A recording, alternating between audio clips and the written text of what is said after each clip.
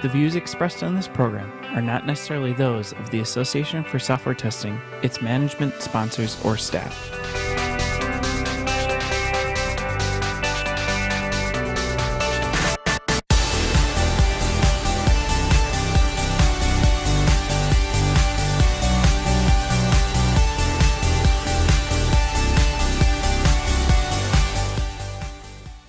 Welcome, Janet. Thank you. We're going to talk about Agile today, specifically around testing. And we're going to hopefully frame up some of the difficulties, challenges, provide some tips. And the best part is it's just you, so we can run as long as we like. No pressure or anything, right? My favorite thing. So lead it off. All right, so a lot of teams we're all buzzing about Agile, right? And Agile isn't exactly brand new anymore, right? But it seems like everywhere you go, you've got teams who are going through new Agile transformations and are having growing pains, the forming, storming, performing, right? Right.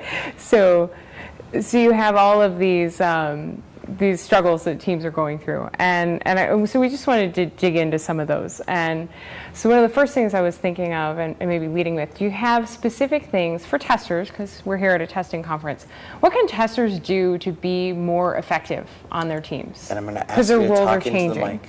Yeah, there you go. Talk into the Thank mic. you. Okay, Yeah. you're welcome. Everyone wants to hear this. No. What can testers do to be more effective? Mm-hmm. One of the things that I think they need to realize is that I think in traditional, we're so used to doing, the test lead did this, and the QA analyst did all the test cases, and then the tester got to execute them. Mm-hmm. So there was a series of, kind of handed down, and assuming that the tester didn't really have enough information, enough knowledge to be able to actually create the tests.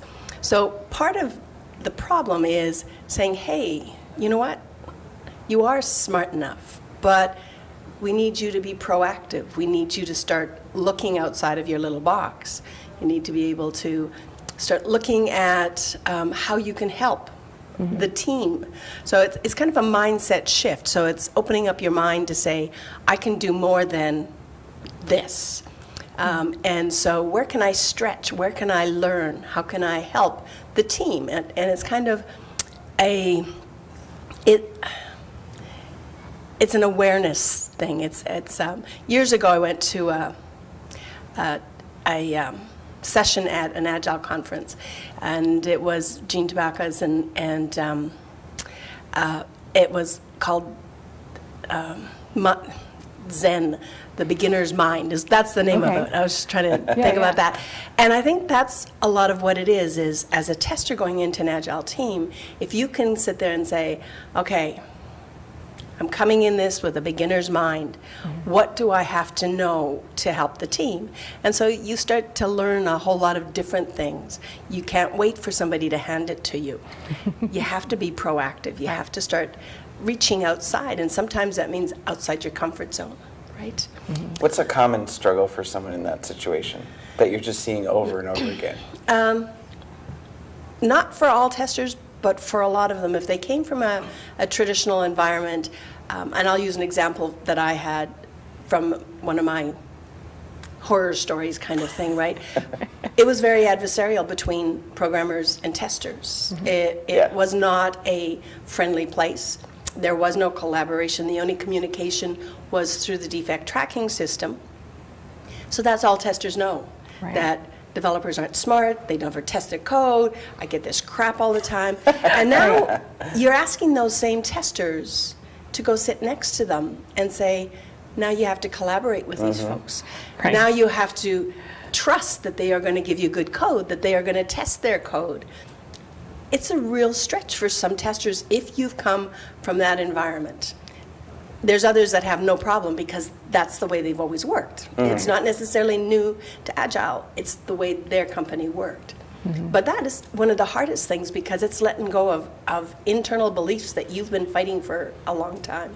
And what do you say to testers who maybe are making the transition, but they have that sort of because the relationship you're describing is actually a two-way street. The tester's Absolutely. kind of mentally stuck because they're not used to being that far upstream.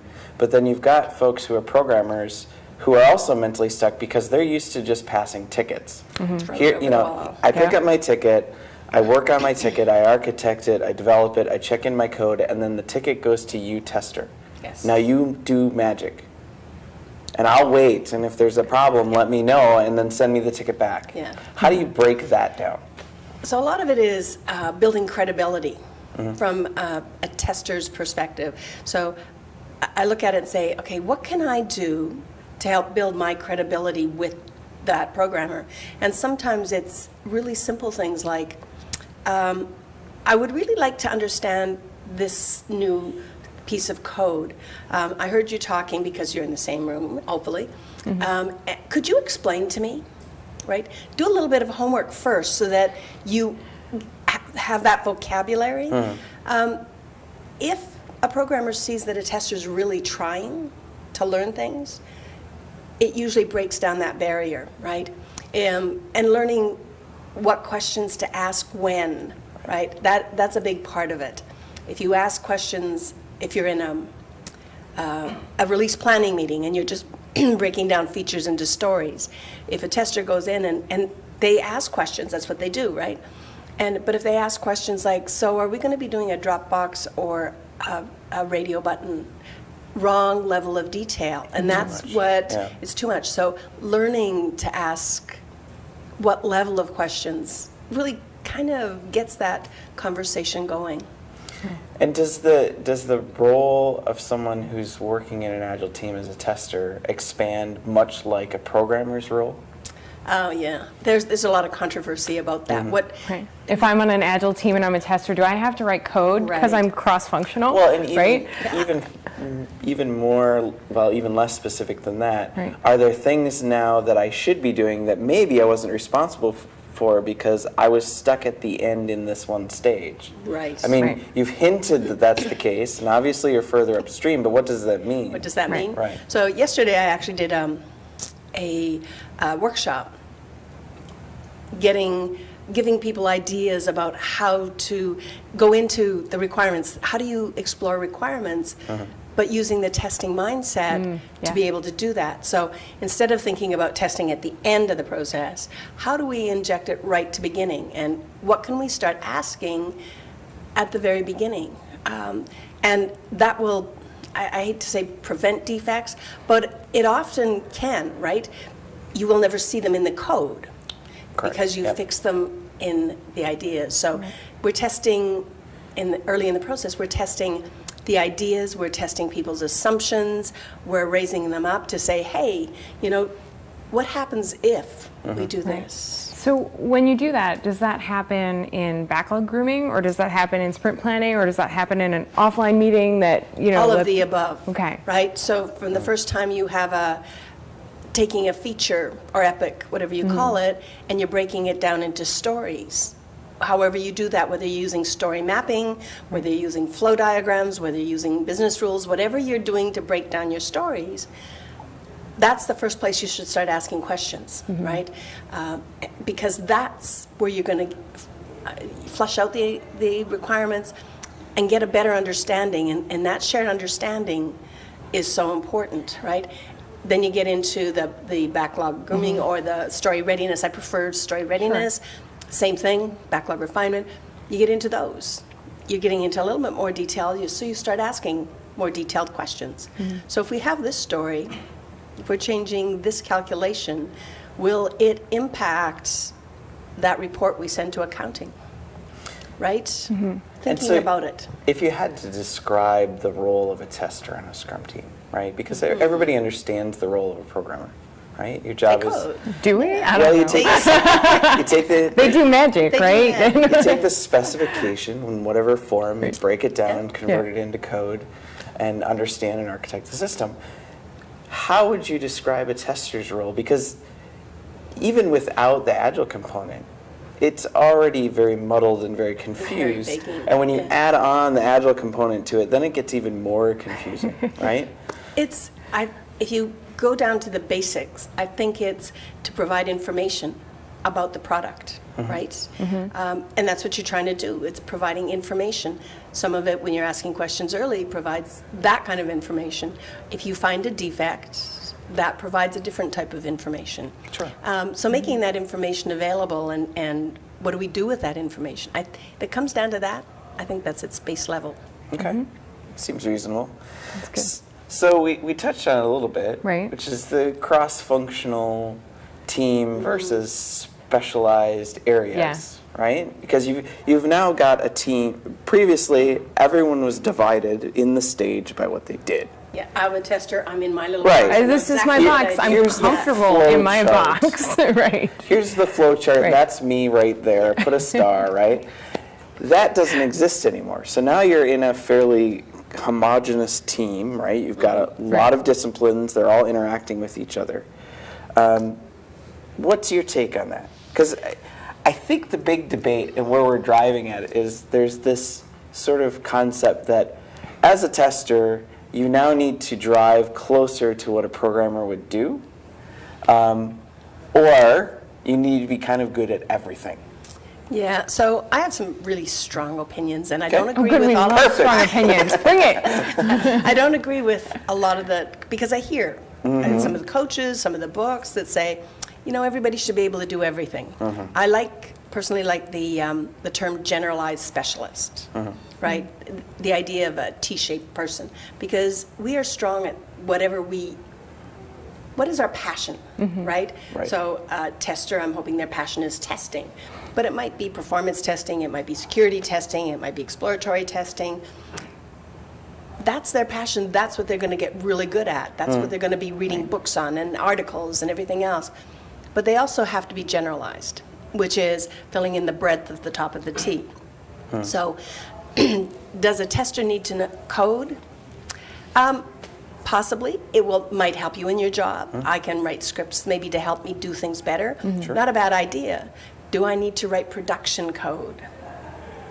I don't think so, because I we don't hire think they want me to write programmers. production code. That's That why would we be a hire bad idea. programmers, right? Right. That's what they do. That's what they're skilled at. And so, but what can I do to step outside that?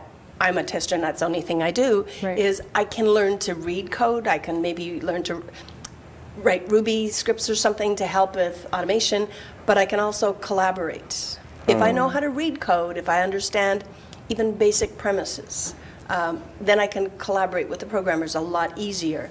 So if we go to start automating, if we're using a tool that we can collaborate with, I can have a conversation with the programmer and say, hey, are you going to write the test method and I'll write the tests? What is that going to look like? How many inputs? What is the result? Sure. How would you like me to put the result into my tests, right? That's what's important. Right? Not being able to code production code. I think that if we go too far down that path, we will dilute Yes. everything. Yes. Right? And that worries me a little bit, because it's a skill. Testing is a skill. Agreed. Agreed. And it's a skill that you can't just throw more people at and get it. That's the other kind of challenge. I've seen a lot of teams make the conversion and they say, well, you know, what we can do is we could take the people we have and they're all a little good at it, so we'll just throw everybody at it and that'll equal one. And it's like, okay, that's one approach. So I've seen teams that are very successful with only programmers. Sure. No testers. Yeah. However, those teams that are successful, those programmers have bought into it and they have learned well. Educated Right. And they've themselves, yeah, educated yeah. themselves. And also, I think it really depends on the application you've got, Absolutely. the product, Yes. right? If my very first Agile team, I was the only tester, and there was like 10 to 12 programmers. We were doing a message handling system. Who was our customers? Other developers, right? yeah. It worked really well. So I was a test consultant more than anything. Sure. I paired with the other developers to help them get their tests better, but they learned on their own, right? It worked really well. And those kinds of things, that works. If you start to get, where it falls apart is where you start to have a lot of business logic, and you can't know the details of the code plus all of that other stuff around, right? That's where it starts to fall apart. And it is very helpful to have somebody on the team that can look at that big picture. Right. And see impacts that when you're down in the code, you can't. It's hard. Yeah. It's very hard. You know, I write a little bit of code, nothing that obviously my programmers write, but you know, you get down in the dirt and you're moving stuff around, it's really easy to lose sight of things. Oh, absolutely, absolutely. And if you think about being down in the code and then jumping up to look at the high level, Right. that's task switching. Yes. Right? It is. It's task switching. You're changing your whole perspective of what you're looking Absolutely. at. So, yeah. Yeah, I think about it too, like it's, and the reverse is also true, right? Like I was recently joking with some of the people on my team because I was like, you think my job is boring, like you think testing is not fun, and I love what I do. Exactly. You know, but the thought of, you know, we're all a team and we're owning quality together, right? And we're all responsible for getting stuff done within the sprint. So what happens at the end of the sprint when there's only testing tasks left, right? Yeah. and so, And I think that happens on a lot of teams, right? Well, even just slightly above that is Yeah. the idle time question. Yeah. Right? Right? They'll say, So- well, you know, we've got a lot of testing tasks left, but, you know, that is more of a testing thing, so what do we do with these people who are idle? So that's where, so the book, our first book, and the course that I teach is we talk about the whole team approach to testing. Okay. Because that's really what it is. If as a whole team, we really buy into that everybody is responsible for quality and testing, those testing tasks, there's nothing stopping a programmer from taking it. But maybe I pair with them, or maybe I work with them afterwards and say, can you review how you did it, right? So you take a kind of a consultant role, which is what you used earlier. Quite often, right? But a lot of times, it's not about that there's testing tasks at the end. Ask the question, why? You know, the 5 whys? Why are all the testing tasks left at the end? And generally, you're solving the wrong problem True. if you don't fix that, because it likely is the stories weren't testable to begin with. You need 3 or 4 stories before you can actually test anything, or the stories are too big, or there's a million reasons why. So ask the question, why do we have all these testing tasks at the end? It shouldn't happen, right? You will have some because you still have, you know, Yeah. the last stories being delivered, but it shouldn't be a bunch. Everything that comes That's a in, red right. flag, right? Because you're basically then staging within the You sprint. get the mini Right. waterfall. Mini waterfall. Yeah, yeah. Exactly. Scrumafall. So there really shouldn't be idle time. And from testers' perspective, I get the question, so even if we get really small stories, it's going to be a couple of days before I get anything from the beginning of the Right. sprint. To me, the beginning of the sprint is the busiest time. Because I am trying my hardest to get my tests, my variations, trying to figure out what I'm going to test, and I want to give that to the programmer before they start coding, Right. right? Right, and the key is a common understanding of what's actually being done. Absolutely. Because then both specialties, we'll call it specialties, can split and work on what they need Yeah. to work on so that you can meet in the middle. Exactly. So if I can take those tests, or the variations, as I like to call it because it's less contentious, if I can take those and say, hey, these are the things I think I'm going to test. And we've already talked about that in the story readiness meetings, in Right. the sprint planning meetings. No surprises. Right? So there Right. shouldn't be any surprises, but every once in a while, I will get, why are you testing that? That's Yeah. not going to pass. And I go, what do you mean? Well, we thought this. Yeah. And I go, okay, let's go up, and we invoke the power of 3, and we go and talk to the product owner and say, hey, What say we're you? missing. Yeah, exactly. Someone's right, someone's wrong. Who is it? Yeah, but So blame. That's all blame. That's horrible. Can't be right all the time. Oh my God. Yeah. No, I'm not. but gonna it's say a it, no. misunderstanding, right? So Right. then you take Right. it back, and Yeah. you've prevented. So what's in it for the programmer at that point in time is that they no longer have to fix a defect. There's no rework. Right. There's no rework. There's no rework for the No tester. extra There's no bug rework for the reports. right. Yeah. So it's definitely, because programmers hate fixing defects. Everyone hates fixing defects. And we don't. Testers hate retesting defects, Yes, right? you just want the stuff to go away. Yeah. I joke with people, I'm like, you know, here's my job to like find and report bugs, Yeah. right? This is what I do. I'm in the information business. But some days, most days, all days, I just want everything to work. I want to Absolutely. go Make it through hard for me, things. And, please. yeah. Exactly. I don't like coming slogging to the desk going, okay, Okay, so I tried this thing and it didn't work. Exactly. Exactly. You get the long sigh. So one of the things I like to do though is when the programmers, they say, "Hey Janet, I'm finished coding this," and so my favorite thing is, "Okay, can you show me?" Yeah. That yeah. fast little demo right after they finished coding. Yeah. A lot of those really easy things become really obvious. Yeah. And the transfer of knowledge is critical because all of a sudden they're starting to think about testing in a different way, right? And it's great. Yeah, and I've even discovered that once the team adopts the whole team approach and they start understanding how I work as a tester, they'll beat me to the punch. Right. And the nice thing about that is that up-levels the whole team because they're taking care of the stuff that I would normally check right away. I can Exactly. skip beyond it and we can dig deeper. Right. You have to get way more creative at that point. It gets way harder. Yeah. And I don't mind hard, Yeah, exactly. I'm good with that. Make it hard for me to find this stuff. Yeah, exactly. And then you can try the things that you would never have had. If you're spending all your Right, time 'cause you've finding learned all the dumb time. bugs, Right. then you never get to the other Because stuff. that time box, I think that's one of the other factors, especially with Agile transitions, is a lot of times before the transition, the time box isn't there. If stuff happens, schedules slip, right? Because quality's number one, so we're going to slip the schedule to fix these issues. You don't have that when you're working small and you're working in a time box. So really, it's about capitalizing on the time you have. So getting the obvious stuff or having someone predict where you're going to go helps you get ahead as a team. I think so. Yeah, I really do. I know one of my memories that is stuck in my head is, and this is years ago, was one of the programmers paired. They always paired. And I happened to be walking behind, just kind of like you guys there, walking behind, and one of the programmers said, "Did you check in that code, JR?" And JR goes, "Nope, got to do my Janet test first." And I went, "Yes!" You're like, I'm in your head.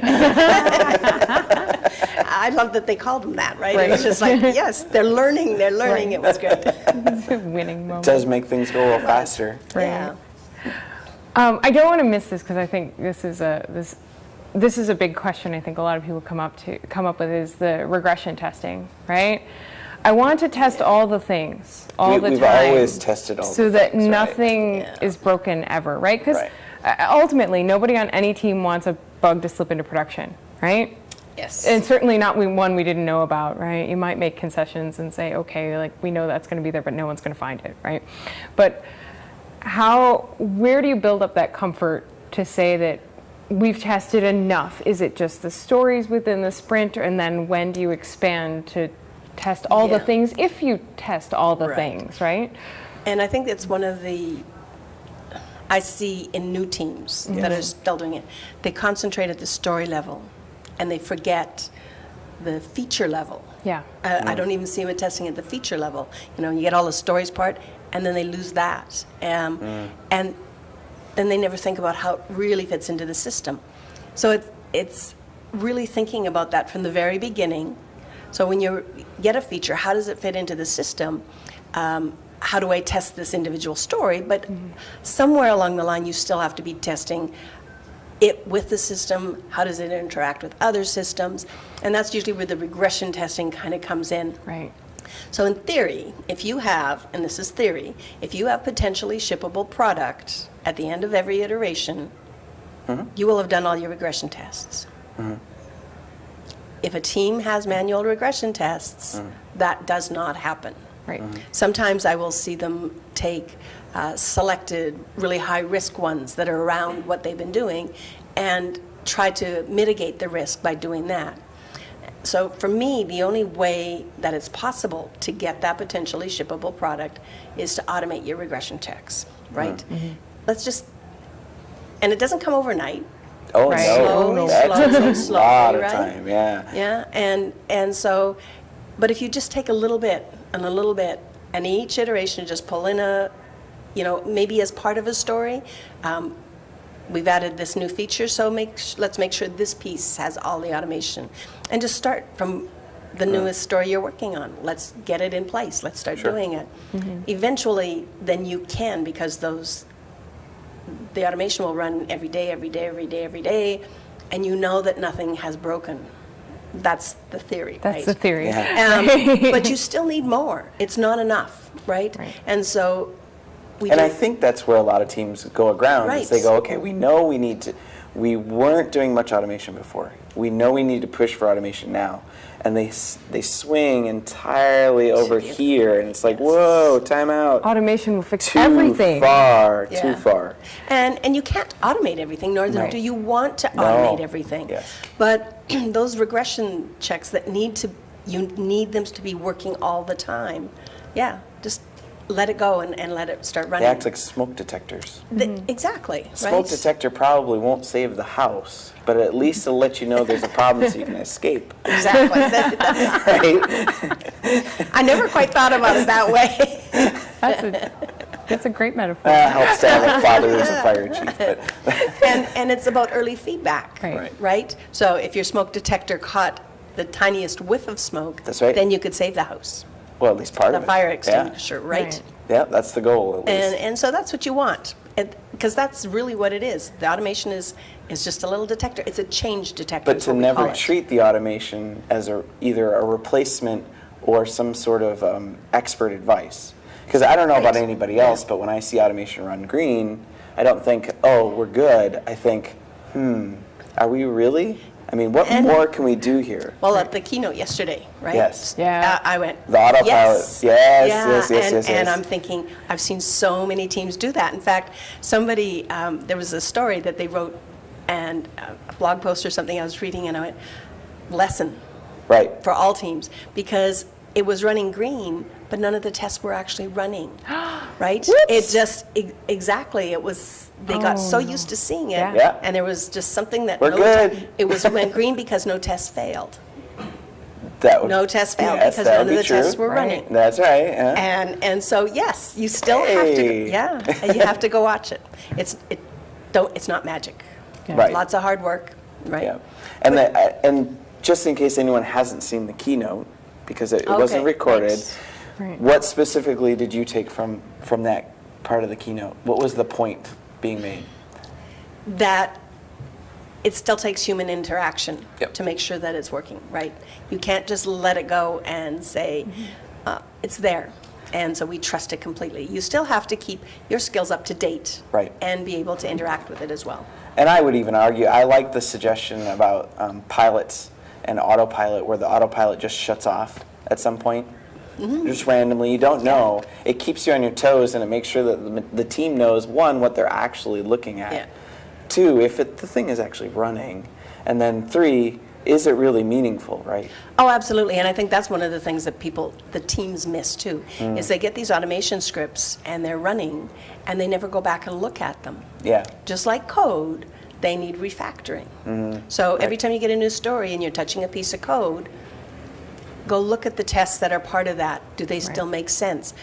Could we upgrade them? Could we change them? Are they better? Are they making sense, right? Sure. Well, and It as they needs get that. bigger and bigger and bigger, like, yeah. do we still need all of these? Have we? What can we delete? Right. Yes. What can we get rid of? This is ridiculous. What duplicates do we have? Right. Right? And it needs care and feeding, right? Indeed. It does. And a lot of time, haste also can be kind of evil in that you'll create the automation that's very shallow, Yeah. that gets the job done, but really needs to be improved on over Yeah. time. Yeah. Yeah, it does. It develops for sure. Yeah, but you still have to leave room for that exploratory testing or whatever method you have, right? To test the features, to test the system. You need to leave time for that as well. So it's a lot like the team makeup, which is you need a diversity of skills within a team to be successful. You also need diversity in techniques.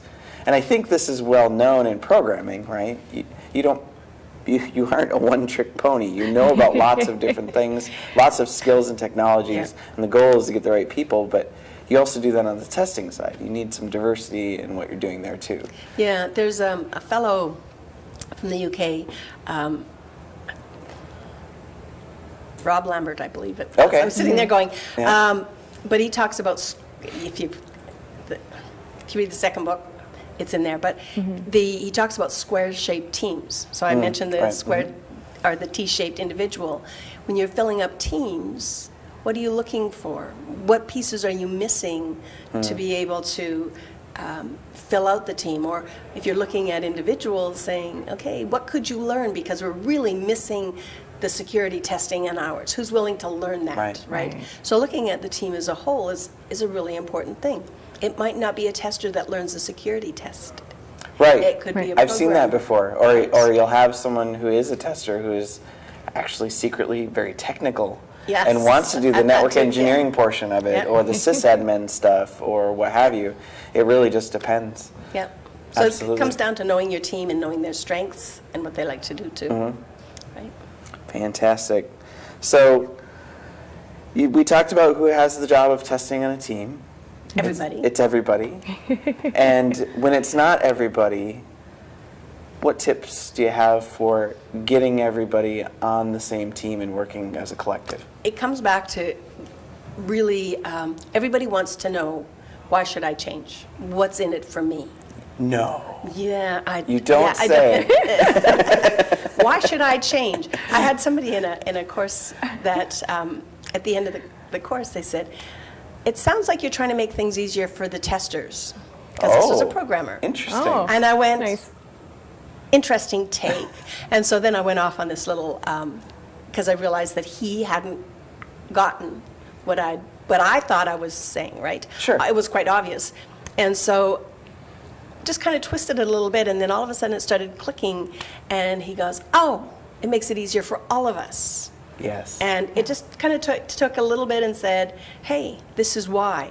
Part of it is getting fast feedback. Part of it is less defects. Part of it is just better code going out the door. Right. Right? But you really have to give people something to hang on to. Why are they doing it? If they think testing is boring, then take them on a pairing exploration thing and show them that it's not. And I'd even Right? argue, if even after that, if they're like, this isn't for me, that's fine. You know, it might be for someone else, and that's okay. Yeah, and you can't change everybody, right? At least as, try. as long as they're not sabotaging. Yes. If they're Yes. sabotaging the team and not doing their share, then, like a programmer who doesn't do their unit tests, even though the team has decided that's what they're going to do, right? That's a sabotage. Sure. And the team has to figure out, or somebody has to figure out what to do with that person. Absolutely. Absolutely. Excellent. I think that's it Awesome. for today. Yeah. And thank you for your time. Yes, thank you for so going much. longer than we originally planned. Right. I have no idea what time we went, so. Perfect. That's what we're shooting Time flies when for. you're having fun It and talking does. about Agile. I can talk about this stuff for days. That's awesome. So that's it for us All right. today.